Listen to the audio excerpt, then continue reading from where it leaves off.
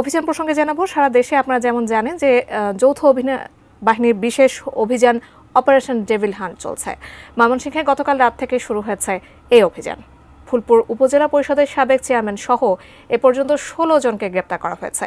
এ বিষয়ে বিস্তারিত জানাতে ভালুকা থেকে সরাসরি যুক্ত হচ্ছেন আমাদের প্রতিনিধি আসাদুজ্জামান সুমন। সুমন, আপনার কাছ থেকে জানতে চাই, আজকে দ্বিতীয় দিনের মতো আজকে যে অভিযানটা চলছে তার সর্বশেষ খবর নিশ্চয়ই আপনি আমাদেরকে জানাবেন।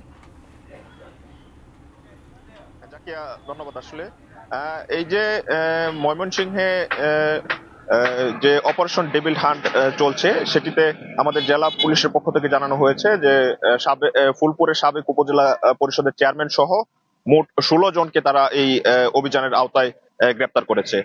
ভালুকা উপজেলার কৃষক লীগের সভাপতি বিদ্যুৎকেও গতকাল রাতে পুলিশ গ্রেপ্তার করেছে। সব মিলিয়ে এই আওয়ামী লীগের 2 জন উল্লেখযোগ্য নেতা সহ বিভিন্ন পর্যায়ের নেতা কে মোট 16 জনকে গ্রেপ্তার করেছে বলে জেলা পুলিশের পক্ষ থেকে আমাদেরকে জানানো হয়েছে। সাধারণ মানুষের সাথে কথা হয়েছে, তারা আমাদেরকে জানিয়েছে আসলে যে এই যে ডেভিল হান্ট, এটি আইন শৃঙ্খলা পরিস্থিতি স্বাভাবিক করার জন্য এবং যারা অপরাধী রয়েছে তাদেরকে নিয়ন্ত্রণ করার জন্য কিন্তু এই যে অভিযান সেটি সফল হবে, এমনটি কিন্তু সাধারণ মানুষ প্রত্যাশা করছেন।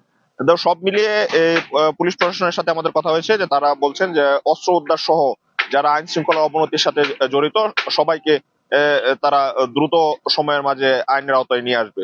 এখানকার যে স্থানীয় যে প্রশাসন রয়েছে তারাও বলছেন যে তাদের অভিযান অব্যাহত রয়েছে। যারা আইন শৃঙ্খলার অবনতির সাথে জড়িত তাদেরকে দ্রুত সময়ের মাঝে আইনের আওতায় এনে আইন শৃঙ্খলা পরিস্থিতি স্বাভাবিক রাখবে। তো জাকিয়া, ময়মনসিংহ থেকে এই ছিল আমার কাছে অপারেশন ডেভিল হান্টের গ্রেপ্তারের বিষয়ে সর্বশেষ।